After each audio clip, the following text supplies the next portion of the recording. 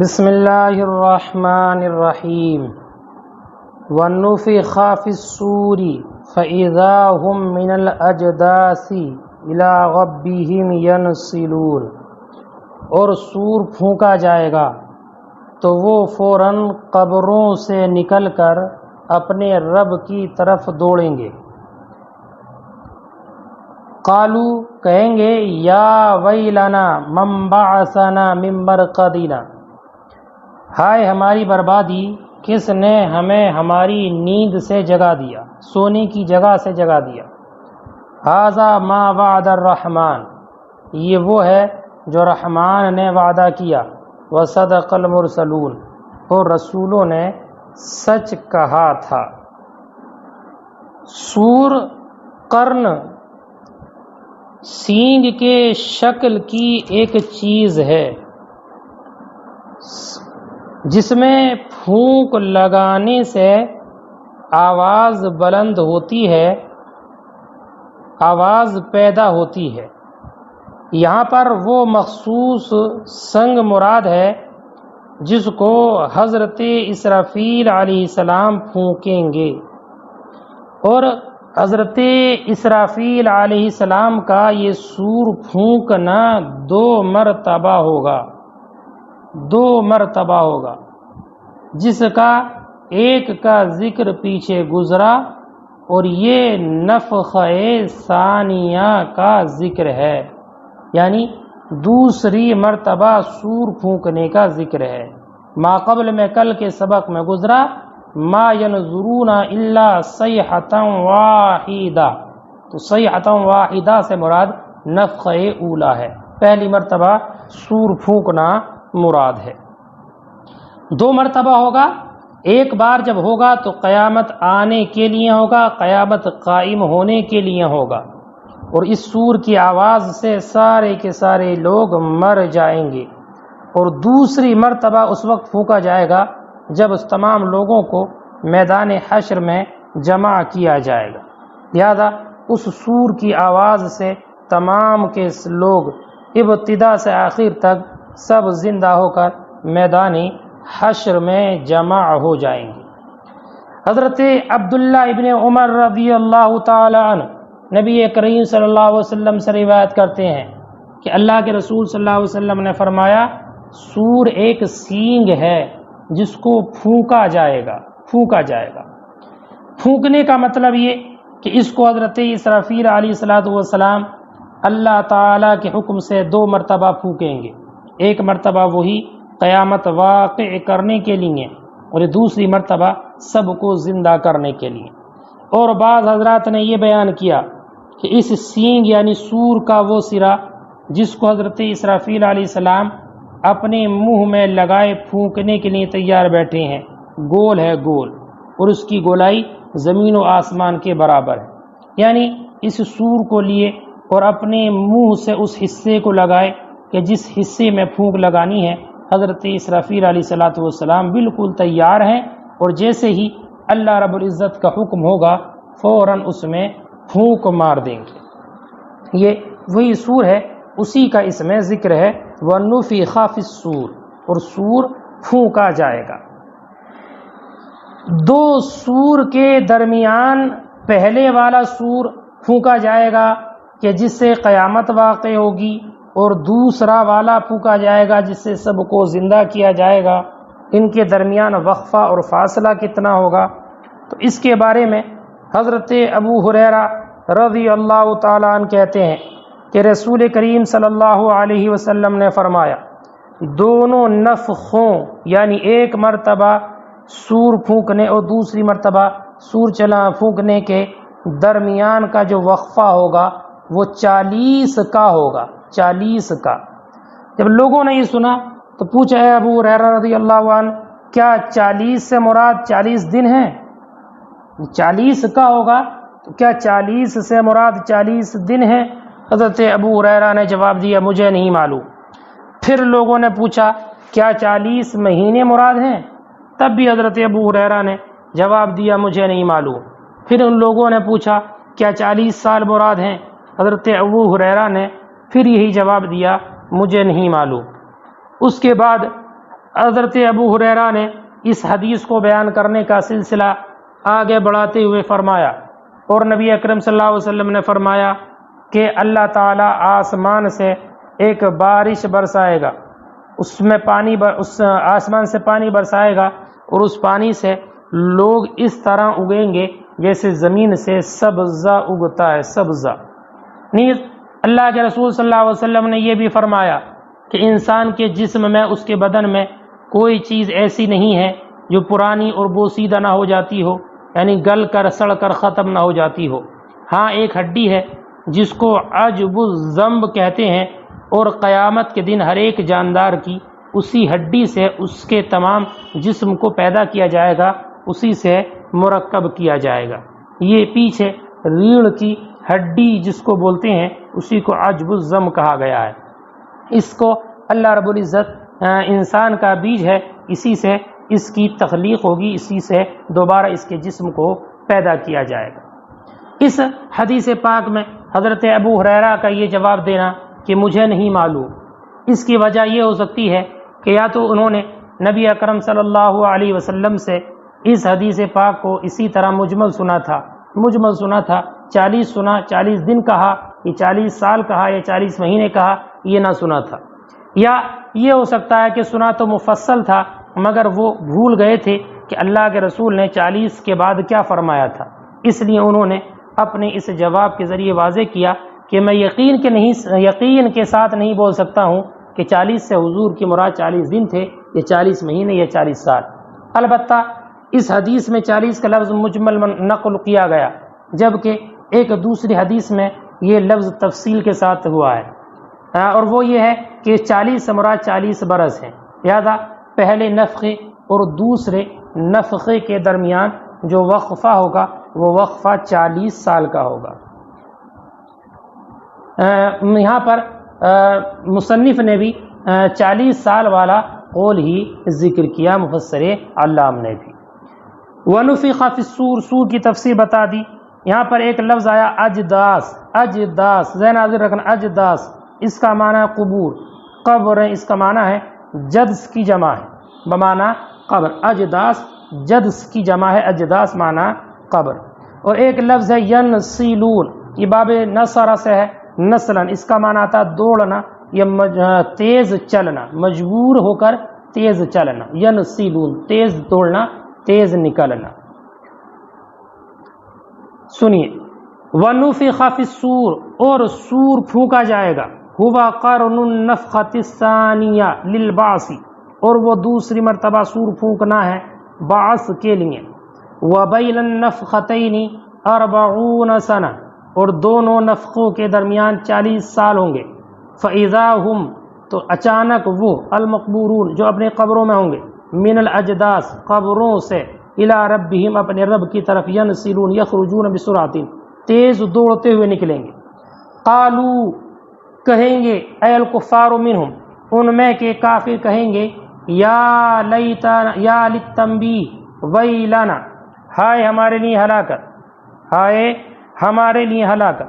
یا لیتنا میں یا تنبیہ کے لیے ہے، اس اضافے سے یہ بتانا مقصود ہے کہ ندا عقلاء کے ساتھ خاص ہے، یعنی ندا کرنا یہ عقل والوں کے ساتھ خاص ہے، اور ویلن یا ویلنا، ویل یہ غیر ذوی العقول سے ہے، لہذا اس کو ندا کرنا درست نہیں ہے۔ تو مفسر علام نے اس کا جواب ارشاد فرمایا کہ یہاں پر ندا یہ یا ندا کے لیے نہیں ہے، بلکہ یہاں پر یا تنبیہ کے لیے ہے، اس کے لیے تنبیہ کے لیے، لہذا یا للتنبیہ کہہ کر مفسر علام نے اسی اعتراض کو دفع کیا ہے۔ یا اس کا ایک جواب یہ بھی ہو سکتا ہے کہ مجازن ویل کو ندا کی گئی ہے، ندا کرنا درست نہیں ہے، ویل چونکہ غیر ذوی العقول ہے، لیکن مجازن اس کو ندا کی گئی ہے، اور معنی یہ ہے یا ویلنا احضر فہذا اوان حضورک، ہے نا۔ تو اس صورت میں اب ندا کرنا یہ حقیقتاً نہیں ہوگا بلکہ مجازن ہوگا، ندا کرنا حقیقتاً نہیں بلکہ مجازن ہوگا۔ دیکھیے قالو کہیں گے اے کفار منہم یعنی ان میں کے کافر یا ویلنا یا لتنبیہ تنبیہ کے لیے یا ویلنا ہائے ہلاکت ہلاکنا ہمارے لیے وہو مصدر لا فعل له من لفظی اور یہ ایسا مصدر ہے کہ جس کا اس کے لفظ سے کوئی فعل نہیں آتا. مصدر مستعمل ہے ہلاکت کے معنی میں لیکن اس کا فعل اس کے لفظ سے استعمال نہیں کیا جاتا. البتہ معنن اس کا ایک فعل مستعمل ہوتا ہے ہلاکت. تو ہلاکہ جو فعل مستعمل ہے وہ معنن ہے لفظاً نہیں. یا ویلنا ہائے خرابی من بعثنا کس نے بیدار کر دیا من مرقدنا ہمارے سونے کی جگہ سے کس نے اٹھا دیا. لأنہم کانوا بین النفختین نائمین اس لیے کہ وہ دو نفخوں کے درمیان سوئے ہوئے تھے. لم يعذبوا اور عذاب نہیں دیے گئے. ھذا یہ اے البعث یعنی بیدار کرنا ما الذی وعد بالرحمن وہ ہے کہ جس کا رحمان نے تم سے وعدہ کیا تھا. وصدق فی المرسلون اور اس کے بارے میں مرسلون نے انبیاء نے مرسلین نے سچ کہا تھا. اقروا حین لا ينفعهم الاقرار جب یہ لوگ اس حالت کو دیکھیں گے تو اقرار کریں گے اس وقت کہ ان کو اقرار کرنا نفع نہ دے گا. وقیل وقالوا لهم اور ایک اور یہ کہ ان سے کہا جائے گا ذالک یہ ان کانت ان ما کے معنی میں ان کانت الا صیحۃ واحدہ یہ نہیں ہے مگر ایک چنگھاڑ. فاذا هم جميع لدینا تو اچانک وہ سب کے سب ہمارے نزدیک محضرون حاضر کر دیے جائیں گے. من مرقدنا یہ بعثنا سے متعلق من بعثنا من مرقدنا تو یہ بعثنا سے متعلق ہے اور مرقد یہ مصدر میمی ہے نیند سونا اور اس میں مکان بھی ہو سکتا ہے یعنی خوابگاہ مراد ہے اور یہاں پر مراد ہے قبر یعنی ہماری قبروں سے کس نے اٹھا دیا. تو مصدر میمی بھی ہو سکتا ہے اور اس میں مکان بھی ہو سکتا ہے یعنی خوابگاہ قبر مراد ہو. فَالْيَوْمَ لَا تُظْلَمُ نَفْسٌ شَيْئًا تو آج کسی نفس پر کوئی ظلم نہ کیا جائے گا. فَالْيَوْمَ لَا تُظْلَمُ نَفْسٌ شَيْئًا وَلَا تُجْزَوْنَ اور نہ تم بدلہ دیے جاؤ گے إِلَّا جَزَاءً مَا كُنْتُمْ تَعْمَلُونَ مگر اس کا جو تم کرتے تھے اسی کا تمہیں بدلہ دیا جائے گا. إِنَّ أَصْحَابَ الْجَنَّةِ الْيَوْمَ فِي شُغُلٍ بے شک جنت کے رہنے والے لوگ آج ایک شغل میں خوش ہیں. فی شغل ایک کام میں مشغول ہیں. فاکہون اور خوش ہیں. فاکہون اور خوش ہیں. اس آیت کریمہ کے ذریعے اللہ رب العزت نے جنتی لوگوں کی نعمتوں کا ذکر کیا ہے اور ان کی عیش و عشرت کو ذکر فرمایا ہے. ان کی خوشحالی کو ذکر فرمایا ہے کہ اللہ رب العزت کی جانب سے ان کو عطا کی گئی. حضرت ابو ہریرہ رضی اللہ تعالی عنہ کہتے ہیں کہ رسول کریم صلی اللہ علیہ وسلم نے فرمایا کہ اللہ تعالی نے فرمایا میں نے اپنے نیک بندوں کے لیے وہ چیز تیار کر رکھی ہے کہ جس کو آج تک نہ کسی آنکھ نے دیکھا نہ کسی کان نے سنا اور نہ کسی انسان کے دل میں اس کا تصور آیا. اگر تم اس بات کی تصدیق چاہو تو یہ آیت کریمہ پڑھو جو سورہ سجدہ میں ہے. فلا تعلم نفس ما اخفی لهم من قرۃ اعین کوئی بھی شخص نہیں جانتا ان کے لیے کیا چیز چھپا کے رکھی گئی ہے جو آنکھوں کی ٹھنڈک کا سبب ہے. تو اس آیت کریمہ میں اللہ رب العزت نے بندوں کے لیے ان چیز کا ذکر کیا جو ان کی آنکھوں کی ٹھنڈک ہوں گی راحت و سکون کا باعث ہوں گی چین و سکون کا سبب بنیں گی. نہ کسی آنکھ نہ دیکھے کے بارے میں یہ بھی احتمال ہے کہ اس چیز کو یعنی جنت کے مظاہر اس کی شکل و صورت آوازیں اور خاطرداریاں مراد ہوں. یعنی جنت میں جو کچھ عیش و عشرت انعام ان کو حاصل ہوں گے وہ انعام و اکرام اس سے مراد ہے. اللہ رب العزت اپنے ان بندوں کی ان نعمتوں کا اس میں ذکر فرما رہا ہے اور آگے چل کے اللہ رب العزت نے ارشاد فرمایا سلام قولا من رب الرحیم اور تم پر سلام ہو رب رحیم کی جانب سے. یہ اللہ رب العزت نے اہل جنت پر اپنی ایک خاص مہربانی کا ذکر فرمایا. اب یہ سلام کا کہا جانا چاہے اللہ تعالیٰ کی طرف سے فرشتوں کے واسطے سے ہو یا بلا واسطہ خود اللہ تعالیٰ ان سے خطاب فرمائے اور ان پر سلام بھیجے. کیونکہ آخرت کے حوال دنیا کے جیسے حوال نہیں ہوں گے۔ اس دنیا میں تو کوئی شخص اللہ تعالیٰ کو اپنی ظاہری آنکھوں سے دیکھ نہیں سکتا، مگر جنت میں اہل جنت اللہ تعالیٰ کو ایسے دیکھیں گے جیسے ہم چاند کی طرف دیکھتے ہیں اور ہمیں راحت و سکون محسوس ہوتا ہے۔ ایسے ہی قیامت کے دن اہل جنت اللہ رب العزت کا بلا واسطے دیدار کریں گے۔ ان اصحاب الجنت اليوم فی شغل، بے شک جنت والے لوگ آج فی شغل کام میں ہیں، فی شغل کام میں ہے، اہل جنت آج شغل میں خوش ہیں، اپنے کام میں خوش ہیں۔ بسکون الغین و ضمھا، شغل غین کے سکون کے ساتھ بھی شغل اور غین کے ضمے کے ساتھ بھی شغل، دونوں پر آتے ہیں، غین کے سکون کے ساتھ شغل اور غین کے ضمے کے ساتھ شغل، شغل میں ہے۔ اما فیہ، اس سے فیہ اہل النار، کہ جس میں جہنم والے، یعنی ان مصیبتوں سے بے نیاز ہیں کہ جس میں جہنم والے ہیں۔ مما یلتذون بی، اس کی وجہ سے جو وہ لطف اندوز ہو رہے ہیں۔ کافتزاز الابکار، جیسے کہ باقرہ دوشیزہ لڑکیوں سے وطی کرنا، لا شغل، اس میں کو باقرہ دوشیزاؤں سے جمع کرنا، لا شغل یتبعون فی، اور اس میں کوئی ایسا کام نہیں ہوگا کہ جس میں ان کے لیے محنت اور مشقت ہو۔ لأن الجنت لا نصب فیہا، اس لیے کہ جنت کسی مشقت کی جگہ کا نام نہیں ہے۔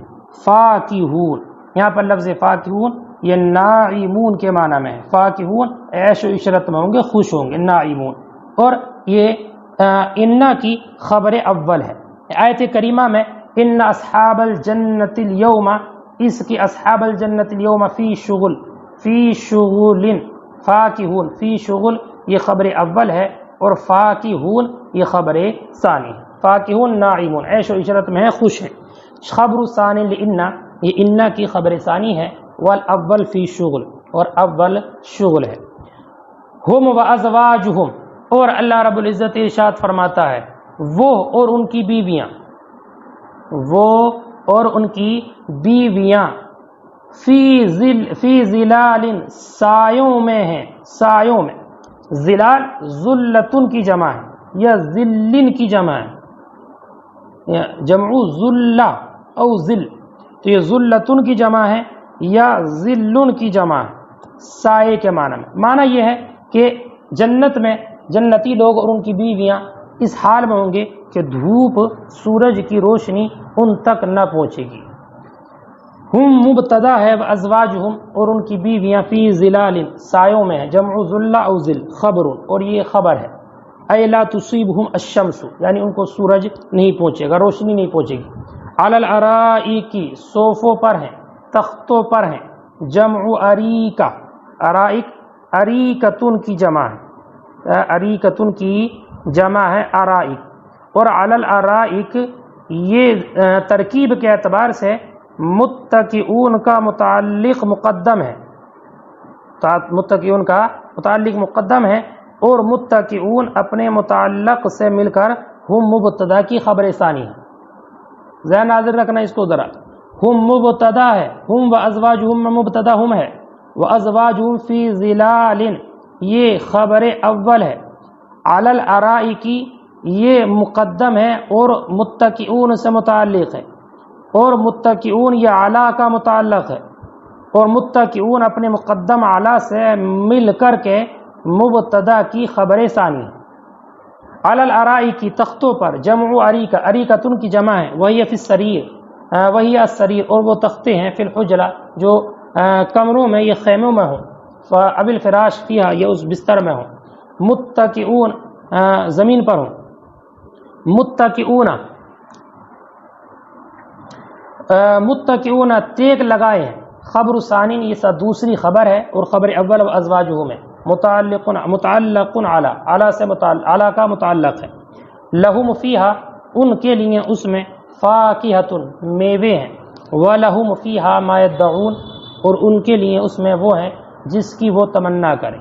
سلام یہ مبتدا ہے، قولا اے بالقول، سلام قولا من رب الرحیم، سلام ہو رب رحیم کی طرف سے، قولاً یہ فرمایا جائے گا، بہم ان سے، ان کے ساتھ رحم کرنے والے رب کی جانب سے، اے یقول لہم یعنی اللہ ان سے فرمائے گا سلام علیکم، تم پر سلامتی ہو۔ تو یہ اللہ رب العزت کا خاص انعام و اکرام اور اس کا فضل ہوگا کہ اللہ رب العزت ان سے کلام فرمائے گا اور ان پر سلام فرمائے گا۔ سلام علیکم، سلام یہ مبتدا ہے، قولاً بالقول یہ خبر ہے، من رب الرحیم رب رحیم کی طرف سے ان لوگوں سے یہ کہا جائے گا، یقول اللہ فرمائے گا سلام علیکم، تم پر سلامتی ہو۔ ویقول اور اللہ فرمائے گا وامتازوا اليوم ایھا المجرمون اور جدا ہو جاؤ آج اے مجرموں آج تم جدا ہو جاؤ۔ اللہ تعالی فرماتا ہے کہ نیک لوگوں سے بدکاروں کو چھانٹ دیا جائے گا، کافروں کو مومنین سے الگ کر دیا جائے گا، اور کافروں سے کہہ دیا جائے گا کہ تم مومنوں سے دور ہو جاؤ۔ پھر ہم ان سب لوگوں میں امتیاز اور فرق کر دیں گے، انہیں الگ الگ کر دیں گے۔ اسی طریقے سے سورہ یونس میں ارشاد فرمایا، جس کا ترجمہ یہ ہے جس روز قیامت قائم ہوگی اس دن سب کے سب جدا ہو جائیں گے، یعنی معنی یہ ہے کہ ان کے دو گروہ بن جائیں گے۔ اور سورہ صافات میں اللہ کا فرمان عالی ہے، احشروا الذین ظلموا وازواجہم وما كانوا یعبدون، معنی ہے ظالموں کو اور ان جیسوں کو اور ان کے جھوٹے معبودوں کو جنہیں وہ اللہ کے سوا پوجتے تھے، سب کو جمع کرو اور انہیں جہنم میں ڈال دو۔ تو جنتیوں پر جو طرح طرح کی نوازشیں انعام و اکرام ہو رہی ہوں گی، اسی طرح جہنمیوں پر طرح طرح کے عذاب اور سختیاں ہو رہی ہوں گی۔ انہیں بطور زجر و توبیخ اور سرزنش کے طور پر ڈانٹ ڈپٹ کے کہا جائے گا، کیا میں نے تم سے یہ وعدہ نہیں لیا تھا، الم عہد الیکم، جو اگلی آیت کریمہ میں ہے، الم عہد الیکم یا بنی آدم، کیا میں نے تم سے وعدہ نہ لیا تھا، الم آمرکم، کیا میں نے تمہیں حکم نہ دیا تھا اے بنی آدم اپنے فرشتوں کی زبان پر کہ تم شیطان کی عبادت نہ کرنا، وہ تمہارا کھلا ہوا دشمن ہے، اور میں نے یہ نہ کہا تھا کہ تم میری عبادت کرو، میری اطاعت کرو، یہی سیدھا راستہ ہے، لیکن تم نے ہٹ دھرمی کی اور میرے رسولوں کی بات کو نہ مانا، اور تم شیطان کی باتوں کو مانتے رہے، اس کی باتوں میں آ کر تم نے صحیح راستہ اختیار نہیں کیا۔ حضرت ابن جریر سے ایک روایت ہے کہ قیامت کے دن اللہ تعالیٰ کے حکم سے جہنم اپنی گردن نکالے گی، جس میں سخت اندھیرا ہوگا اور بالکل ظاہر ہوگی۔ وہ بھی یہ کہے گی، اے انسانوں، کیا اللہ تعالیٰ نے تم سے وعدہ نہیں لیا تھا کہ تم شیطان کی عبادت نہ کرنا، وہ تمہارا ظاہری دشمن ہے، اور میری عبادت کرنا یہ سیدھے راستہ ہے۔ اس نے تم میں سے اکثر لوگوں کو گمراہ کیا، تم سمجھتے نہ تھے۔ اے گناہگارو، آج تم جدا ہو جاؤ۔ اس وقت نیک بد الگ الگ ہو جائیں گے، ہر ایک گھٹنوں کے بل گر پڑے گا، ہر ایک کو اس کے نامہ اعمال کی طرف بلایا جائے گا، آج ہی بدلے دیے جاؤ گے جو کر کے آئے ہو۔ اسی طرح اللہ رب العزت کافروں کو مسلمانوں سے اس وقت الگ کر دے گا کہ جب کہ وہ اللہ رب العزت مسلمانوں سے اختلاط کریں گے تو اللہ ان کو مسلمانوں سے دور کر دے گا۔ اس آیت کریمہ میں اللہ نے فرمایا وَأَنِ اعْبُدُونِي هَذَا صِرَاطٌ مُسْتَقِيمٌ، کہ میری عبادت کرو، یہ سیدھا راستہ ہے۔ تو آیت کریمہ میں عبادت کا ذکر فرمایا۔ اس سے متعلق حضرت معاذ فرماتے ہیں کہ میں ایک سفر کے دوران سواری کے گدھے پر سوار تھا، نبی اکرم صلی اللہ علیہ وسلم کے پیچھے بیٹھا ہوا تھا، میرے اور اللہ کے رسول کے درمیان صرف ایک کجاوے کا پچھلا حصہ حائل تھا کہ نبی اکرم صلی اللہ علیہ وسلم نے مجھ سے فرمایا، معاذ جانتے ہو بندوں پر اللہ کا کیا حق ہے؟ تو اس وقت میں نے عرض کیا اللہ اور اس کے رسول بہتر جانتے ہیں۔ تو آپ نے فرمایا بندوں پر اللہ کا حق یہ ہے کہ وہ اس کی عبادت کریں اور کسی کو شریک نہ ٹھہرائیں، اور اللہ پر بندوں کا حق یہ ہے کہ جس نے کسی کو اللہ کا شریک نہ ٹھہرایا ہو اسے عذاب نہ دے۔ جب یہ بات سنی فرماتے ہیں حضرت معاذ میں نے عرض کیا رسول اللہ کیا میں یہ خوشخبری لوگوں کو سنا دوں؟ تو اللہ کے رسول صلی اللہ علیہ وسلم نے فرمایا لوگوں کو یہ خوشخبری نہ سناؤ، اس لیے کہ وہ اسی پر بھروسہ کر بیٹھیں گے اور عمل کرنا ترک کر دیں گے، عمل نہیں کریں گے۔ اس حدیث سے ایک بات معلوم ہوئی کہ اللہ تعالی جس نے اللہ کو ایک مان لیا اور اس کی الوہیت اور اس کی وحدانیت کا اقرار کر لیا اور اس کی بھیجی ہوئی کتابوں کو مان لیا، اس کے رسولوں پر ایمان لے آیا اور اس کی عبادتوں پر پرستش میں کسی دوسرے کو شریک نہ ٹھہرایا تو اس پر عذاب نہیں ہوگا۔ لیکن اس کا یہ مطلب ہرگز نہیں ہے کہ کوئی انسان اللہ تعالیٰ اور اس کے رسولوں پر ایمان لے آئے، شرک کا مرتکب تو نہیں ہے لیکن گناہ اور بدکاری کے عمل کرتا رہے، ایسا نہیں کہ اس پر عذاب نہ ہو، بلکہ مطلب یہ ہے کہ اگر ایمان لے آیا، شرک نہیں کیا تو مشرکین اور کفار کی طرح اس پر ہمیشہ کے لیے عذاب مسلط نہیں کیا جائے گا، اور نہ وہ ہمیشہ ہمیشہ جہنم میں رہے گا، بلکہ اگر اعمال بد کرتا ہے تو اسے اس کے ان گناہوں کی سزا کے لیے جہنم میں ضرور داخل کیا جائے۔ ترجمہ دیکھیے، وَيَقُولُ، اور اللہ فرمائے گا، امتازوا اليوم، آج جدا ہو جاؤ، ایھا المجرمون، اے مجرموں، انفردوا عن المؤمنین، جدا ہو جاؤ مومنین سے، عند اختلاطہم بہم، ان سے مومنین کے اختلاف کے وقت یہ کہا جائے گا، الم اعہد الیکم، اللہ فرمائے گا کیا میں نے تم سے وعدہ نہ لیا تھا، آمرکم، حکم نہ دیا تھا، یا بنی آدم، اے بنی آدم، علی لسان رسولی، اپنے رسولوں کی زبان پر، اللہ تعبدوا الشیطان، کہ تم شیطان کی عبادت نہ کرنا، لا تطیعوا، اس کی اطاعت نہ کرنا، انہ لکم عدو مبین، بے شک وہ تمہارا کھلا ہوا دشمن ہے، بین العداوت، وان اعبدونی، اور یہ کہ تم میری عبادت کرو، وحدونی، میری وحدانیت کا اقرار کرو اور میری اطاعت کرو، ھذا صراط، طریق مستقیم، یہ سیدھا راستہ ہے، وَلَقَدْ أَضَلَّ مِنْكُمْ جِبِلًّا، جبلًا خلقاً کے معنی میں ہے، اور جبیل کی جمع ہے، قدیم، ویسی جبیل کی جمع ہے جبلًا، جبلًا خلقاً، تم، اور اس نے گمراہ کیا تم میں کہ بہت سے لوگوں کو، جمع جبیل کا قدیم، وفی قراءۃ بضم الباء، اور ایک قراءت میں با کے ضمے کے ساتھ ہے، جبلًا، جبلًا کثیرًا، خلقاً کثیرا، بہت سے لوگوں کو، افلم تکونوا تعقلون، تو کیا تم سمجھتے نہ تھے اس کی دشمنی کو، اور اضلالہ، اور اس کے گمراہ کرنے کو، افلم تکونوا تعقلون عداوتہ و اضلالہ، وما او ما حل به من العذاب، یہ اس کو نہ سمجھتے تھے جو اس پر عذاب نازل ہوا، فتؤمنون، کہ تم ایمان لے آتے، ویقال لهم فی الآخرۃ، اور ان کافروں سے آخرت میں کہا جائے گا، ھذہ جہنم التی کنتم توعدون، یہ ہے جہنم کہ جس کا تم سے وعدہ کیا جاتا تھا، بہا، جس جہنم کا، اس لوح اليوم، آج تم اس میں داخل ہو جاؤ، بما کنتم تکفرون، اور یہ بدلہ ہے اس کا جو تم کفر کرتے تھے۔ اب آگے الیوم نختم علی افواہہم سے کفار سے متعلق ہی کچھ اور باتوں کا اللہ رب العزت آگے ذکر فرماتا ہے۔